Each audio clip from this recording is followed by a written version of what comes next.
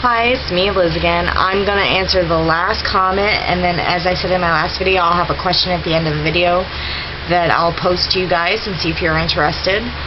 Okay, hold on. I'm so thirsty. And Mountain Dew probably doesn't help me a bit. Okay, this question is from the Furry Dragon. And it basically says that she's been studying for quite a while, and she's fairly experienced. And she started studying divination, and she just wanted to know if I had past experience with it, and yes, I did, and if I would mind giving her pointers on do's and don'ts.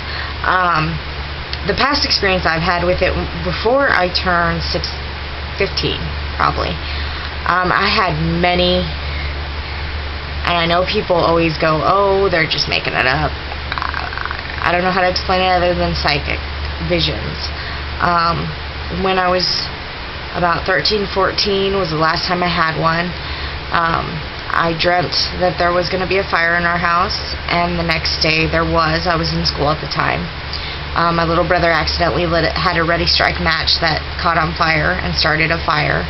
And in my dream, my sister almost died. And then later on, I found out that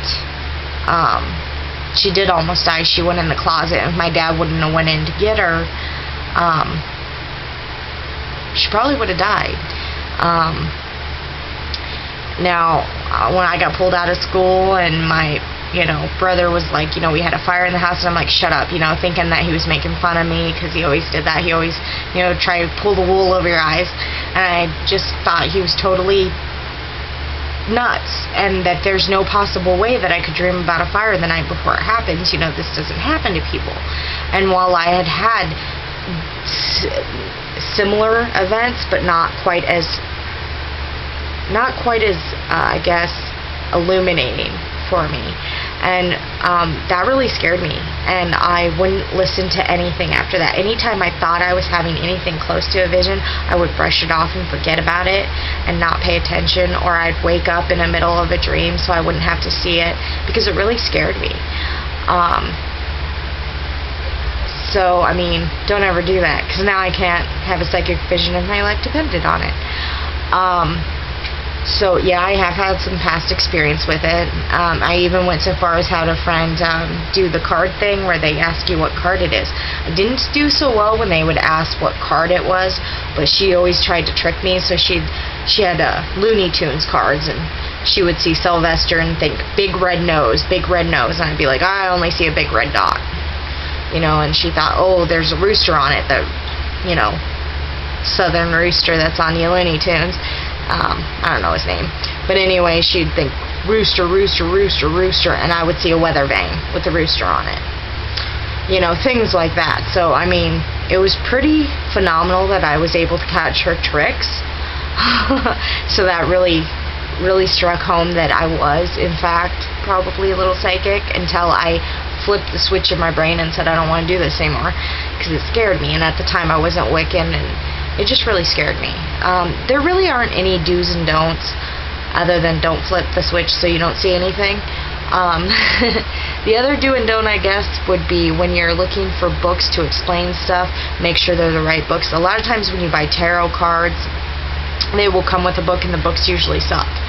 You always want to buy a separate book. You want to make sure that when they give you the definitions of the cards reversed and right side up, that they're not like, you will meet a tall dark stranger, because they don't read like that. They're ones that it'll say, strength through adversity or stuff like that, and you have to kind of connect the dots, so you really need to memorize them. Other than that do and don't, I really don't have a thing.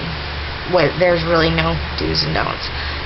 You do maybe want to perform them in the circle, because the circle itself will basically, a circle is like a big bubble, which I tell lots of people when you're casting a circle to think of it as a bubble around you, above the ground and below, which, by the way, is how the thing as above so below comes into being, because basically that circle is just that space that it's you and the magic contained, so it could focus your divination a little better.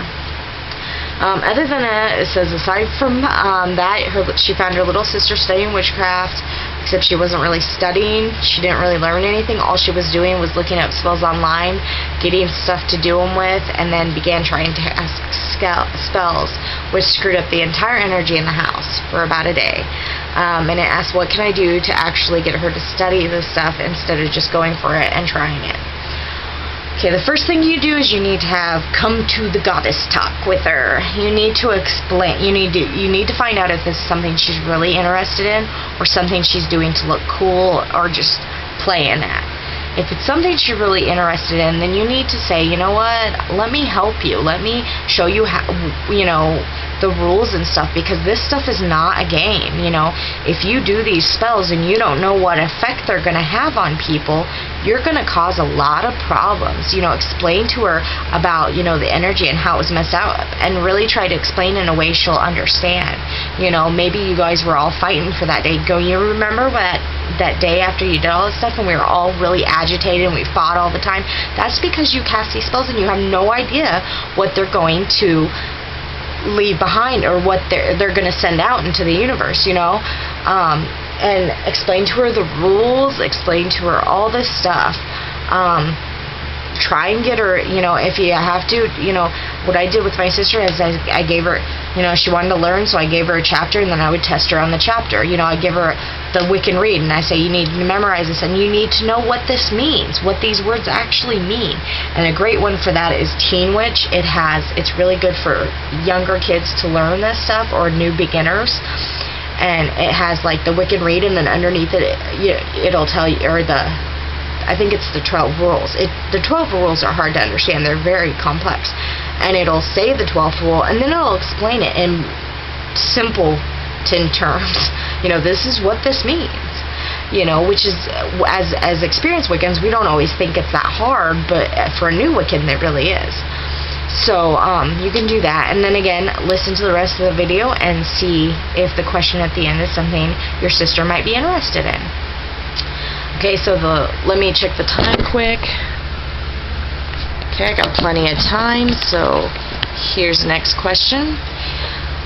This one is from sassylassy01.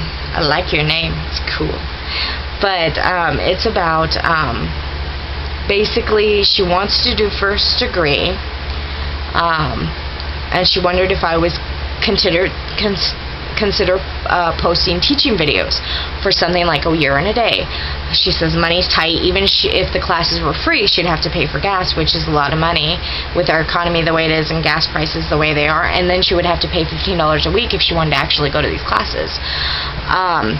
So she wanted to know if I could post stuff. If this is something you people are interested in, post me. I will give you till December, the end of December. I need to get at least 30 or 40 people who want to do it. And I'm not guaranteeing that the videos will be right on time all the time, because I will be going to school at this time. So I will try and post them as much as possible. But again, I can't guarantee that they'll be the most regular. During the summer, you might have a little more to do than during the winter. So I will try my best, but I have to at least have 30 to 40 people who are interested in it before I'll even consider doing it. Because the problem is if only 5 people are really looking, that's not really a good thing for me. And then I will need you, if you're interested in doing it, go ahead and post me. When I'm done, I will reply to each of you. I will ask for your emails, and what I will do is I will give you a lesson, and then I will send you an actual test online, which you will need to email back to me, and I will grade them, and then I will send you your grade, and at the end of the year and a day, I'll give you your actual grade. And I'm not a teacher, so this will be a learning experience for us both. And we'll try and do it and see how it works out. I know last year I was very, very stressed out. I had A&P too, and the teacher I had was not very good at teaching, and so I was studying continuously. Hopefully, I'm taking microbiology next semester, so it shouldn't be as bad. From what I've heard, she's really good about tests, so hopefully I'll have more time. So, give me your answers, and I will get back to you at the end of December. If I have 30 to 40 videos before December, people that want to do it, I mean, people who reply, 30 to 40 people that reply that want to do it, I will go ahead and do it before December. So, and the furry dragon, if your sister is interested, go ahead and do it through there and give me her email address. I'll ask you for her email address, and if you're interested in doing it, you could sign it. I guess you could ask too. So just go ahead and send me an email through YouTube and let me know if that would be something you'd be interested in. Alright, I'll talk to you later. Bye.